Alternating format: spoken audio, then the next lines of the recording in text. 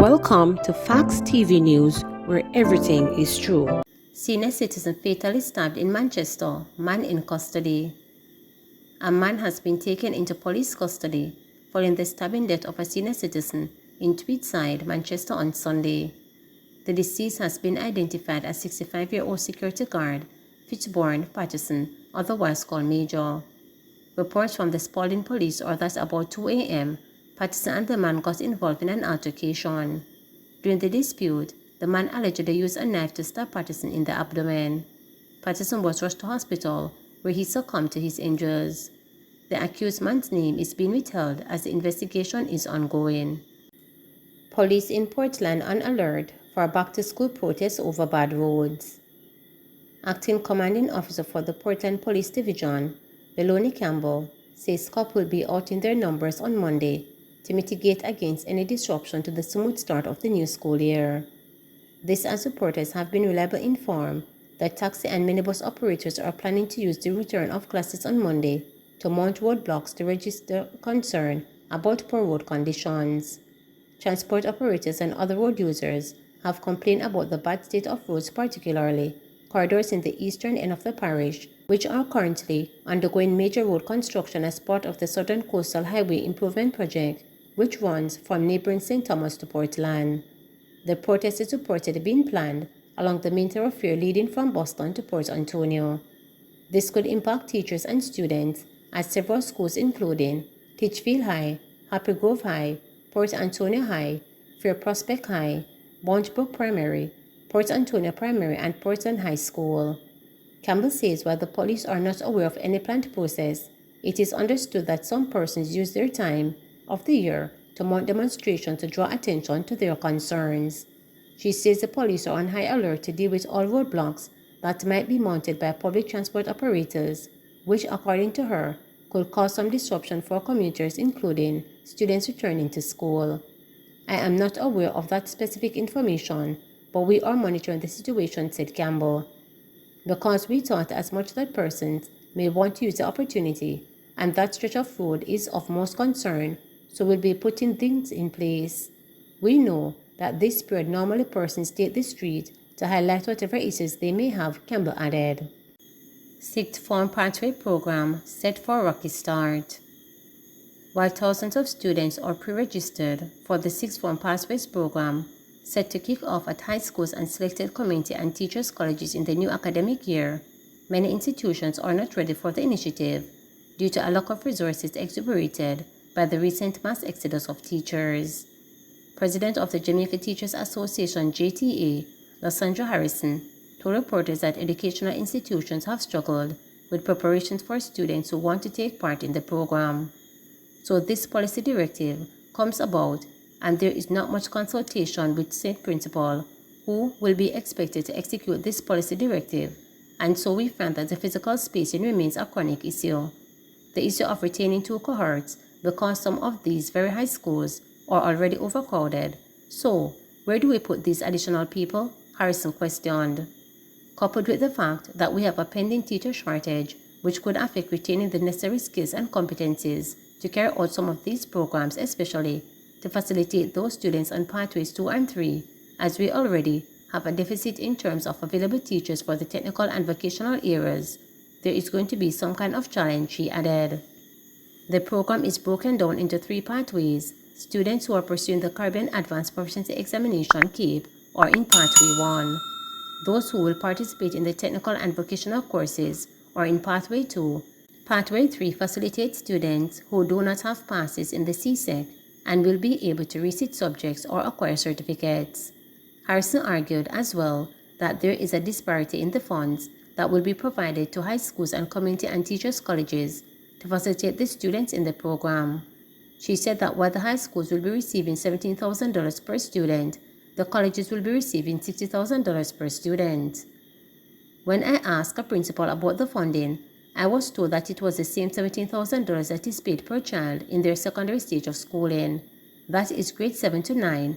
It is the same $17,000 that will be offered the schools to assist with this new Sixth Form program initiative.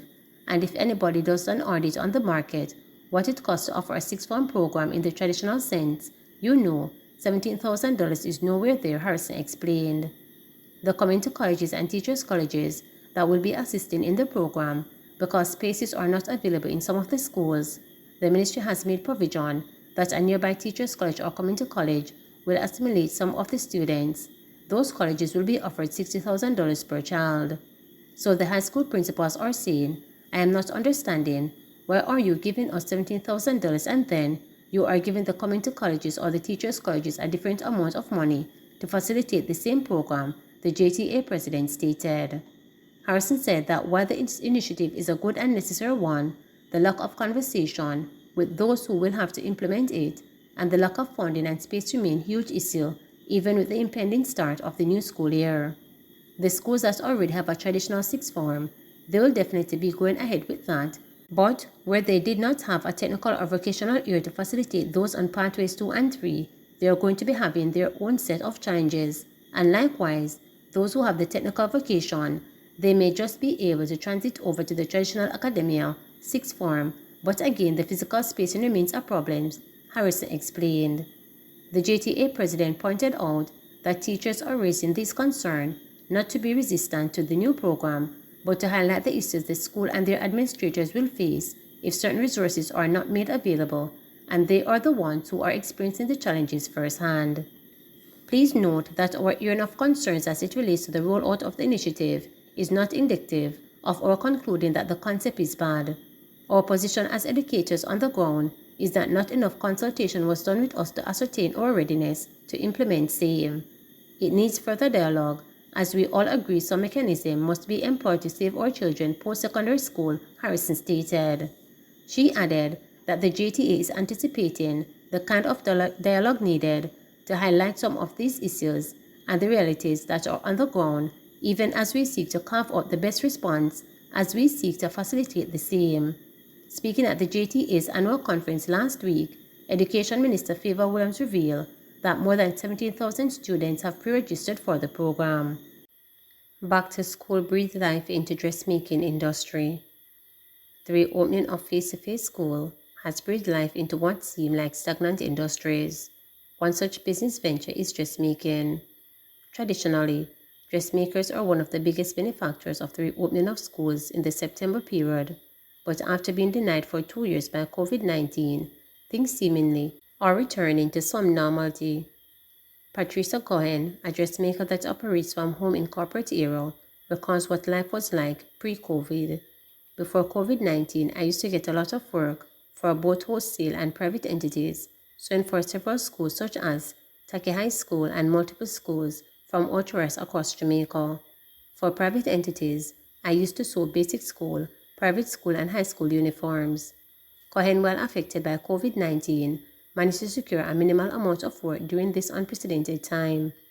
For 2 years, I didn't do any work, just a few people who used to wear their tops for the online classes, but they didn't need a full uniform because they were always at home. Cohen implies that her competitors, significantly at West Street, downtown Kingston, were severely hampered by the announcement of online classes during COVID-19 break in 2020. The dressmaker recalls a spectacular that would happen downtown. Vendors from West Street would dress in uniforms, and there would be an atmosphere like Grand Market, said Cohen. They do it in a wider scale, and they make and sell uniform.